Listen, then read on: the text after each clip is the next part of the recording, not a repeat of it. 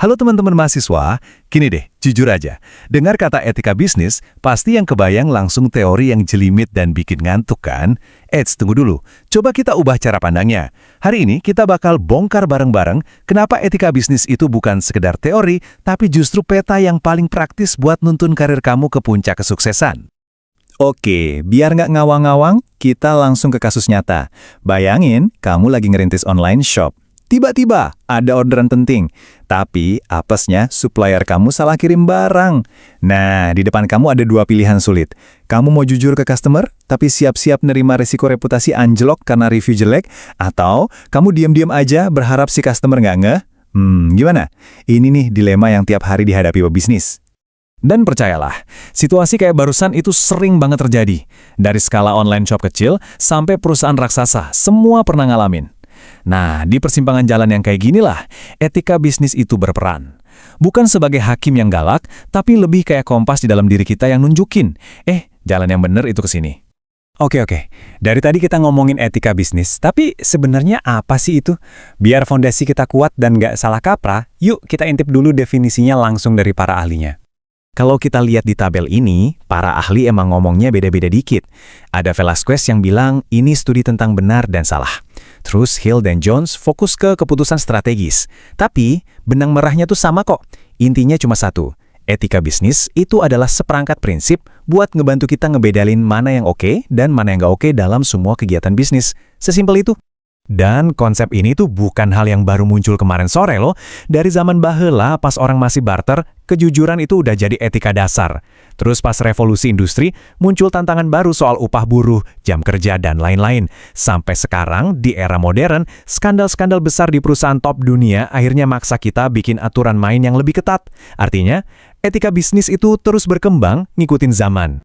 Nah, dari semua teori yang mungkin bikin pusing tadi, sebenarnya ada 5 prinsip kunci yang paling praktis buat kita pegang. Anggap aja ini contekannya dari Sonny Craft. Ini nih, jantung dari semua pembahasan kita. Wajib dicatat.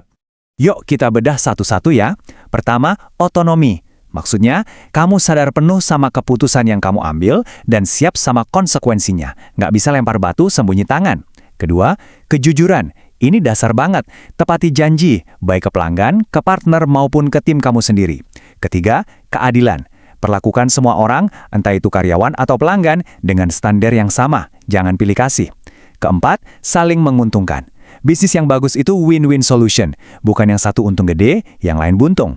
Dan terakhir, ini yang paling krusial, integritas moral. Jaga nama baik kamu dan perusahaan, karena sekali rusak, susah banget benerinya.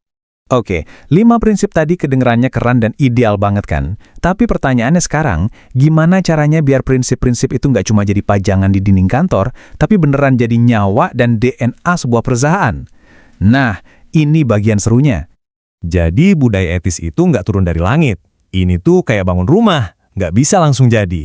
Perlu ada bata-batanya, ada nilai yang jadi fondasinya, ada hak setiap orang yang harus dihormati, ada kewajiban yang harus dijalankan, ada aturan tertulis yang jelas, dan terakhir, ada hubungan yang dijaga baik dengan semua pihak terkait. Biar lebih kebayang, kita lihat contohnya di perusahaan teknologi. Lihat deh, gimana semua komponen tadi nyambung. Nilai utama mereka itu transparansi. Karena itu, mereka jujur soal data apa aja yang mereka ambil. Dari situ, muncul hak pengguna buat hapus data dan kewajiban perusahaan buat melindunginya. Aturan internalnya pun tegas, karyawan dilarang keras jual data. Terakhir, buat jaga hubungan baik, mereka kasih edukasi digital gratis ke masyarakat. Kelihatan kan, semuanya saling terkait dan ngebentuk satu sistem yang etis. Mungkin sekarang ada yang mikir, waduh ribet juga ya, emang untungnya apa sih ngurusin ginian? Nah, pertanyaan bagus. Jawabannya, untungnya itu gede banget. Karena ini bukan cuma soal jadi orang baik, tapi ini soal jadi pebisnis yang cerdas. Nah, ini dia intinya. Kalau kamu masih mikir etika itu beban atau biaya tambahan, wah itu mindset yang keliru banget. Anggaplah etika ini sebagai investasi paling penting di bisnismu. Investasi ini mungkin nggak langsung kelihatan hasilnya besok, tapi bakal balik dalam bentuk kepercayaan pelanggan yang loyal, reputasi yang kokoh, dan yang pasti, kesuksesan yang awet, bukan cuma untung sesaat terus hilang. Oke, sebagai penutup, saya mau kasih tantangan kecil buat kalian. Coba bayangin, nanti pas kalian magang, mulai kerja, atau bahkan bangun startup sendiri.